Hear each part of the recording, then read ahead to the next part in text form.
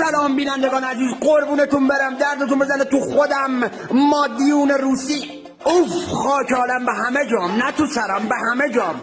این مادیون خوشگلی که از کشور روسیه و بعد تو مسابقات جیمناستیک، اینم یادم رفت بگم، من تو کلیپ قبلی گفتم جودو رو دوست دارم ولی عاشق جیمناستیکم. اول شماره دیور بونون گچ لایه وزنه بردارا گچ میزنن تو دستا که وزنه نیفته، تو گچ زدی لاپات که چی نیفته. من نمیدونم، عشق دلم قل قل قل قل قل قل قل قل قل 100,000 امتیاز، 100,000 امتیاز شخصا به حساب ریختم. برو حالشو ببر، همونجوری که ما داریم حالشو میبریم تا هم برو با این امتیازی که دادم بهت عشق کن. خطای روی بدنش نشون میده که تو باشگاه قشنگ ورزش کرده و تغذیه سالمی داره. قربون خودت تو تغذیه‌ات برم. به به قل قل قل قل قل قل 100,000 امتیاز دیگه هم ریختم به حسابت.